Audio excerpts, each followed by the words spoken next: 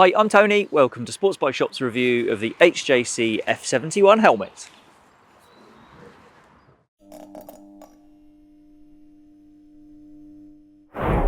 The HJC F71 is what I think of as a straightforward, no-nonsense motorcycle helmet. And that's not a criticism. I think it does a decent job for a decent price, and this is the sort of helmet that I would have on my shortlist if I was looking to buy a bike lid.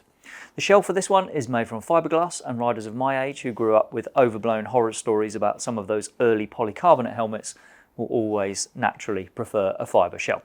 There might not be so much of a weight saving with fiberglass than you'd get with either a composite of fibres or with pure carbon fibre, but the F71 isn't heavy. This size medium weighs in at 1,573 grams on our scales, and that's about average for a full face helmet. I found the shape of this helmet cut through the air quite well while I was riding a variety of different bikes, and I didn't have any noise issues. I can't promise it will be quiet for every rider because noise levels change depending on loads of other factors, not just the design of the helmet. Right, venting at the chin, that comes through a large inlet just under the visor opening here, and I found this to be very effective. And then on top, there are twin sliders revealing two inlets. I found these to be effective enough, though they don't bring through a particularly strong blast. Exhaust vents allow any air that does come in to be pulled over the top of the head and then for it to escape at the rear. The visor, that's got 3 intermediate stops as it travels from fully open to the point where the lower lip is resting on the bottom seal, and then a push clicks it shut. Releasing that lock can be fiddly. You need to push the back portion of the side catch inwards and then you can lift the tab. The cracked position for this is a bit too large for my liking. It's about a 40mm gap, which is okay when you're doing 30, but it is a bit too breezy at higher speeds than that. Around a 10mm gap, I would say, is ideal for getting a bit of air to the inside of the helmet without feeling like you're riding into a hurricane.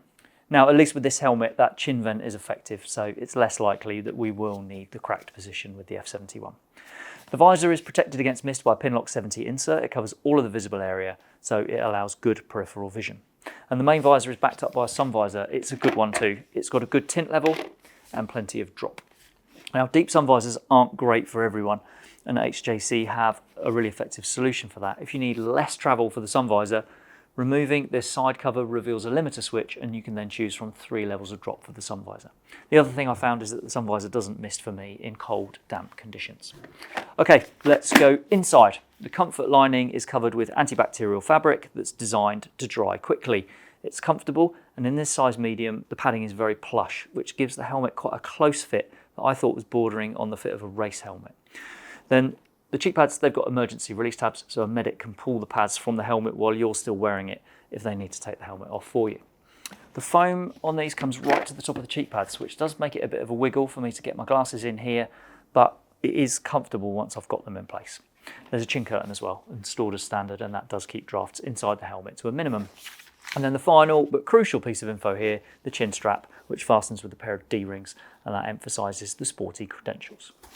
Okay, let's cover intercom compatibility. The F71 is designed to accommodate smart HJC intercoms with control modules that attach to a clip behind this removable side cover. As we record this, there are 3 choices: a basic 11B Bluetooth unit, a more advanced 21B Bluetooth device, or a premium 50B mesh intercom. They all use Sena technology. If you want to fit an off-the-shelf comms kit instead, this cover is exactly where you don't want it to be. A clip for the left cheek pad and a cable to operate the sun visor mechanism also right behind here, so it's going to be really difficult to slot a clip mount around the shell. That means you'll probably need to use a self-adhesive mount and put the intercom further back on the helmet than you would ideally have it. Thankfully, it's a bit easier with speakers. 40mm units will sit entirely in the recesses inside the helmet, and bigger 45mm Cardo speakers will mount straight into those recesses, but they will protrude slightly, so hopefully you'll have room for the speakers and your ears. Okay, let's talk about sizing, approvals and price. Sizes for the F71 range from extra small to double extra large, which takes you from 54cm up to 63cm. There are 3 shell sizes. Extra small and small go in the smallest shell, medium and large go in the middle shell, and extra large and double extra large go in the biggest. With this, I'd say sizing is consistent with other brands and with most HJCs. I've worn a lot of HJCs and I wear a medium in virtually all of them, but every now and again I need a large because that particular model might be shaped differently inside. So the F70, which is this helmet's predecessor, was one of those examples I needed to go up a size, but with this one, things are back to what I consider, maybe selfishly, to be normal. For everyone's info, my head circumference is 59 centimetres, and if you use the size chart alone, you'd put me in a large, but a medium is definitely right. And that just goes to show that measurements can only ever be the starting point to finding your right size. Right, safety approvals. This meets ECE 2206 for the road and ACU Gold for use on UK racetracks. There's no rating yet from Sharp, but we'll add that to the description below if they do get around to testing the F71. Money, as we record this, a plain white or plain black F71 has a list price of $269.99. Go for a graphic like this one and it's $299.99. Something else to bear in mind though, the F71 has been around for a couple of seasons now, and you might find a deal on an end-of-line paint scheme. Some of the deals that have been floating around recently on this model have made this helmet a proper bargain. Okay, let's sum up. The F71 is a thoroughly decent helmet.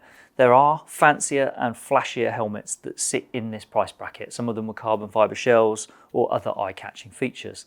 But in my opinion, not many of those are better helmets than this one. I hope that tells you everything you wanted to know about the HJC F71, but if there is anything you'd like to ask or to add, then please pop a comment below. Thanks for watching.